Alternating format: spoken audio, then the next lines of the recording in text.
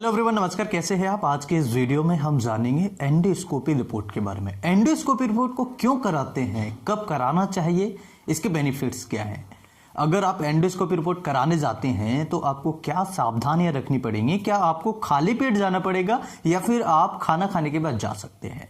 अगर खाना खाने के बाद जा सकते हैं, अगर किसी को दिन में 3 बजे, दिन में 4 बजे या फिर दिन में 12 बजे आपको टेस्ट कराना हो, रिपोर्ट करानी हो, एंडोस्कोपी करानी हो, तो क्या आपको खाना खाने के बाद जाना चाहिए या फिर आपको एम्प्टी स्टमक जाना चाहिए। तो आज के इस वीडियो में सारे कंफ्यूजन्स हम समझेंगे और एंडोस्कोपी कितने तरह की होती है इसे भी समझेंगे। तो नमस्कार दोस्तों, मैं डॉक्टर लोकेंद्र DPH VHMS आज सभी के साथ में फिर से हाजिर हूं एक नया वीडियो लेकर के। अगर वीडियो अच्छा लगे तो लाइक करें, शेयर करें, कुछ पूछना चाहें तो आप कमेंट कर सकते हैं। अब शुरू करते हैं हमारा वीडियो और समझते हैं कि एंडोस्कोपी होते क्या है। एंडोस्कोपी एक हमारी जो उंगली है छोटी वाली, इस उंगली के बराबर की एक ट्यूब होती है, ठीक है। इस ट्यूब के अगले हिस्से में हम कैमरा फिट कर देते हैं। इस कैमरे को अब हम धीरे धीरे अपने खाने की नली के सहारे इसे अंदर डालते हैं और जैसे ही थोड़ा थोड़ा अंदर जाता है तो हम एवरेज लगाते जाते हैं कि ये कितना अंदर पहुंच गया और इस जगह पर कौन सा पार्ट हमें दिख रहा है। तो 2 तरह की होती है, एक होती है डायग्नोस्टिक एंडोस्कोपी, दूसरी होती है थेराप्यूटिक एंडोस्कोपी। तो दोनों के बारे में हम समझेंगे। तो जब हम धीरे धीरे उस कैमरे को अंदर नली में डालते हैं तो यहां पर हमें कुछ चीजें देखने को मिलती हैं। जैसे कि सबसे पहले हम डालेंगे तो हमें ईसोफेगस देखने को मिल जाएगी और ईसोफेगस के और नीचे जैसे जैसे डालते जाएंगे तो हमें अपना जो स्टमक होता है, जहां पर हमारा खाना स्टोर होता है, वो देखेगा, फंडस देखेगा, एंट्रम वगैरह सारी चीजें हमें देखने को मिल जाएंगे। इसके बाद थोड़ा सा और अगर अंदर डालते हैं तो हमें ड्यूडेनम वगैरह देखने को मिल जाता है, यानी कि छोटी आंत का पार्ट, ठीक है। अब यहां पर हमें जो कैमरा हमने डाला है और ये जो ट्यूब हमने डाली है, क्या उससे आपको दर्द होगा या नहीं होगा, इसे हम आगे समझेंगे।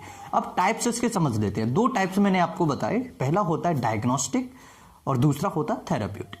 तो डायग्नोस्टिक जो होता है, इसमें हम जो कैमरे की मदद से जांच कर रहे हैं, इसमें केवल हमें यह पता लगेगा कि यहां पर क्या प्रॉब्लम्स हैं, समझ रहे हैं, जैसे कि छाले हैं या फिर आपको वायरसेस वगैरह है या फिर आपको कोई और परेशानी है या आपको कोई GERD जैसे रिलेटेड कोई समस्या है या आपको ड्यूडेनम में जो छाले हो जाते हैं वो समस्या है, ठीक है।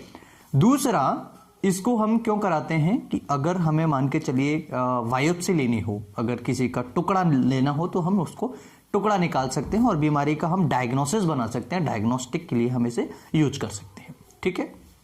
दूसरा, थेराप्यूटिक जो होता है, थेराप्यूटिक में हमें कुछ चीजों को ध्यान रखना होता है कि जैसे कि अगर किसी बीमारी का आपको इलाज कराना है, जैसे मान लीजिए आपको जो खाने की नली है वो सिकुड़ जाती है, तो उसे हम आसानी से वहां पर थोड़ा सा फुला सकते हैं, ठीक है, उसे थोड़ा सा चौड़ा कर सकते हैं, तो जो सिकुड़ा हुआ भाग है वो नॉर्मल हो जाएगा आपका, ठीक है। इसके अलावा अगर किसी को खून की उल्टियां होती हैं तो खून की उल्टी में क्या होता है, जो आपकी वेन्स होती है वहां पर आप इसे वेंड कर सकते हैं, ठीक है। उसमें एक छल्ला टाइप का होता है या एक वेंड हम हमारे तरीके से बोलते हैं, तो हम उसे वेंड कर सकते हैं जिससे आपको खून की उल्टियां नहीं होंगी। तीसरा, जो सबसे बड़ा इसका बेनिफिट होता है कि अगर वहां पर कोई छोटा सा पार्ट, अगर खाने की नली में कोई पार्ट अगर फूल जाता है और अगर उसे निकालने की जरूरत पड़ती है तो वहां पर इसे हम निकाल सकते हैं आसान तरीके से, जो कि थेराप्यूटिक एंडोस्कोपी होती है। देखिए, थेराप्यूटिक का मतलब होता है कि हम कहीं ना कहीं उसका थोड़ा सा इलाज कर रहे हैं, ठीक है ना। और डायग्नोस्टिक का मतलब होता है कि हम केवल डायग्नोसिस कर रहे हैं, डायग्नोज कर रहे हैं कि कौन सी बीमारी है, क्या हो सकता है, राइट। तो थेराप्यूटिक के बारे में हमने समझ लिया और हमने समझ लिया थेराप्यूटिक यानी इसके टाइप्स के बारे में। अब बात कर लेते हैं कि ये क्यों जरूरी होती है, यानी कब हमें करानी चाहिए या कैसे मरीजों को ये करानी चाहिए। तो यहां पर ध्यान रखना होगा, जैसे कि अगर किसी व्यक्ति को खून की उल्टियां हो रही हैं तो खून की उल्टियां क्यों हो रही हैं उसका कारण पता लगाने के लिए इसे हम करा सकते हैं और करवाते हैं। दूसरा, अगर किसी मरीज का भूख जो है वो लगातार कम होता जा रहा है, इसके साथ में उसका वजन लगातार कम होता जा रहा है और इसको काफी टाइम हो गया है पेशेंट को, तो ऐसी कंडीशन में एंडोस्कोपी हम करा सकते हैं। अगर किसी व्यक्ति की 60 साल से उम्र ज्यादा है तो वहां पर कैंसर होने के चांसेस ज्यादा हो जाते हैं, इसलिए जो एंडोस्कोपी होता है उसका हम टेस्ट करा सकते हैं। इसके अलावा अगर किसी को लगातार खून की कमी रहती है, यानी कि आप खा रहे हैं अच्छा और आपको लग नहीं रहा है, तो ऐसी कंडीशन में क्या होता है, सारी टेस्ट आप करा लेते हैं, सीबीसी, हीमोग्लोबिन वगैरह सारे टेस्ट आप करा लेते हैं, लेकिन फिर भी नहीं पता लग रहा है कि आपको जो खून की कमी है वो किस कारण से हो रही है। तो ऐसी कंडीशन में क्या होता है, जो खून थोड़ा थोड़ा क्या होता है, लेटरिन के सहारे निकलता रहता है और आपको पता भी नहीं लगता है ऐसी कंडीशन में, क्योंकि कई बार पाइल्स वगैरह होते हैं,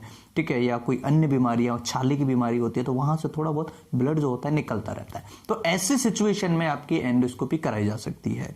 चौथा नंबर आता है, अगर किसी को अल्सर्स हैं, लंबे समय से किसी को अल्सर्स हैं, छाले की शिकायत होती है, तो ऐसी सिचुएशन में जो पता लगाने के लिए पर्टिकुलर छाला किस जगह पर है, क्या समस्या है, तब इसे हम करा सकते हैं। इसके अलावा 5वें नंबर पे है, अगर किसी को खाना खाते समय यानी खाना निगलते समय दर्द हो रहा हो, ठीक है, खाने की नली में कोई समस्या हो रही हो, उसको ऐसा लग रहा हो कुछ फूल रहा है, या फिर वहां पर ऐसा लग रहा है कि खाना निगलते समय, जब खाना निगलता है तब समस्या हो रही है, तो ऐसे सिचुएशन में हम इसे करा सकते हैं। और अलग अलग बीमारियों में, अलग अलग टाइप की बीमारियों में हम इसे, इसका जो टेस्ट होता है एंडोस्कोपी का, करा सकते हैं।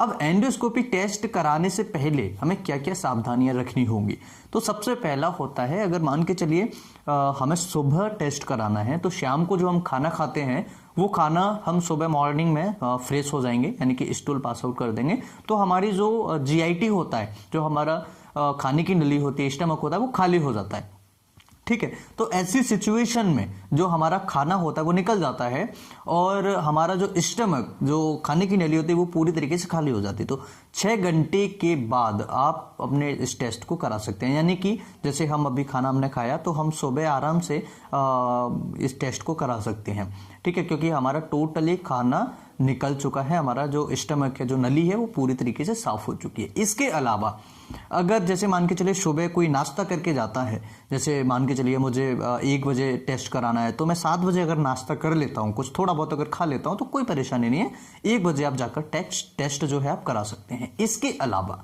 मान के चलिए अगर कुछ ऐसे पेशेंट्स होते हैं जिनको सेंसिटिविटी, हाइपर सेंसिटिव होते हैं, बहुत ज़्यादा उनको प्रॉब्लम्स होती है, तो ऐसी सिचुएशन में क्या होता है कि उनको नींद का इंजेक्शन दे दिया जाता है।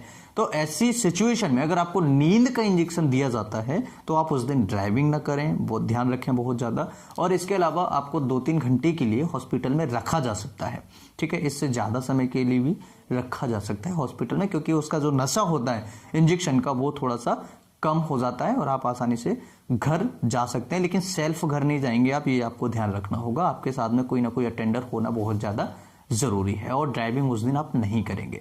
इसके अलावा जिन मरीजों को कोई परेशानी नहीं होती, थोड़े बहुत पेन वगैरह वो सह सकते हैं, तो उसमें कोई किसी भी तरह का हालांकि पेन नहीं होता है। अगर जब हम एंडोस्कोपी करते हैं, एंडोस्कोपी करवाते हैं, तो ऐसे सिचुएशन में आपको किसी भी तरह का दर्द, पेन नहीं होता है, ठीक है। हल्का फुल्का महसूस तो होता है कि हाँ कुछ अंदर बाहर जा रहा है, लेकिन इतना ज़्यादा पेन का कोई इशू नहीं होता है।